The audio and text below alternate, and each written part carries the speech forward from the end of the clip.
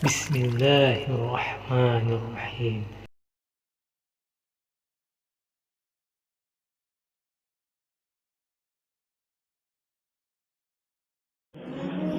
Berita pada siang hari ini, telah terjadi pembunuhan di Desa Kalijati, Jawa Timur pada tanggal 18 Juni 2028 pada pukul 12.00 waktu Indonesia bagian Barat. Seorang pria tewas terbunuh dalam rumah dalam keadaan tertusuk pisau di bagian dadanya. Karena pria tersebut tidak menafkahi istrinya, sehingga istrinya membunuhnya dan istrinya kabur ke Provinsi Sulawesi.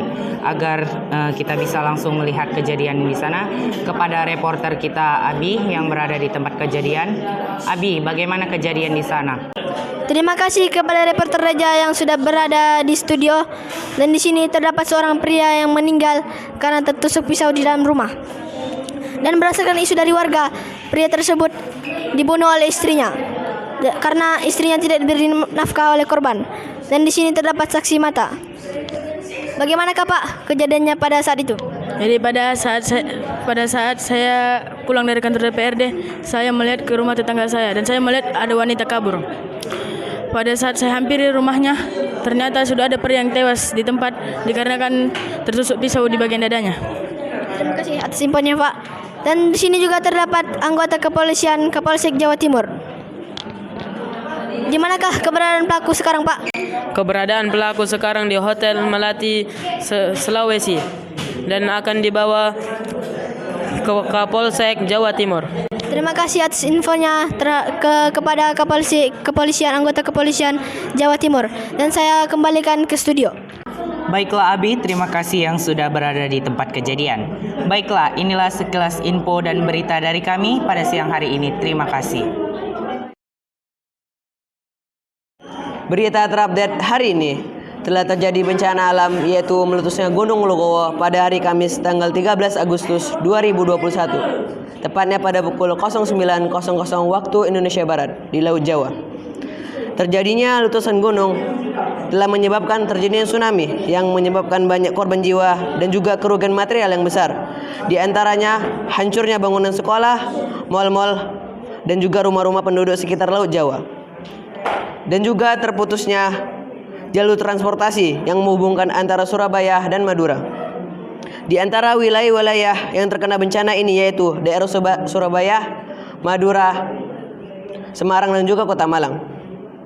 Pada hari ini telah dilakukan evakuasi oleh BNPB dan juga dibantu PMI dengan mengerahkan 10 unit alat berat untuk membantu pencarian korban yang diduga tertimpa runtuhan bangunan atau terseret gelombang arus tsunami. Dan saat ini kita telah tersambung dengan reporter kita yang telah berada di tempat bencana dengan Sujadapa. Baiklah Sujadapa, bagaimana kondisi di sana?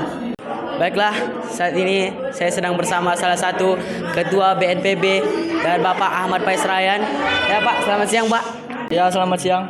Pak, bagaimana proses evakuasi yang telah dilakukan untuk mencari korban yang belum ditemukan sesudah terjadinya bencana meletusnya Gunung Legowo pada hari ini?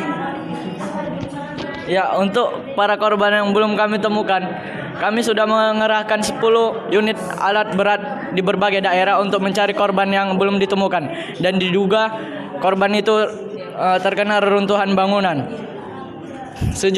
Jumlah total korban yang telah kami temukan sebanyak 5.000 korban jiwa dan kerugian material sebesar 3 triliunan. Untuk para korban yang kami temukan akan kami tangani lebih lanjut. Ya, sekian. Baik, itulah salah satu informasi yang dapat kita ambil dari salah satu ketua BNPB yaitu Bapak Ahmad Paisrayan. Terima kasih Pak atas informasinya. Baik, kita kembalikan ke studio. Terima kasih kepada reporter kami Sujadapa yang telah menyampaikan informasinya. Sekian berita terupdate hari ini. Kami akan terus mengupdate berita-berita terbaru yang terjadi pada setiap harinya. Berita terkini, telah terjadi demo besar-besaran di depan Istana Presiden Republik Indonesia. yang terjadi pada tanggal 27 bulan 7 2028 di Jakarta atau Kemayoran, yang diikuti oleh sejumlah buruh atau mahasiswa Universitas Gadjah Mada pada pukul 14.00 WIB Indonesia Barat pada sore hari. Baiklah, kita akan beralih ke reporter kita yang sudah berada di tempat TKP. Baiklah Gajali, kami persilahkan untuk membawa berita. Saya sedang berada di depan Istana Presiden dan di sini sudah banyak beramai-ramai orang untuk berkampanye untuk memilih presiden yang baru. Selak beluk kejadian isu atau konflik yang terjadi bahwasannya presiden sekarang telah berbuat korupsi atas keuangan BUMN dan calon presiden yang baru menjadi hujatan dikarenakan calon presiden yang baru adalah anak dari presiden sekarang, yaitu Bapak Dr. Stephen William dan anak yang bernama Ir Mikey William.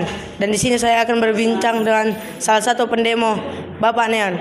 Bagaimana tanggapan Bapak Neon dengan demo ini?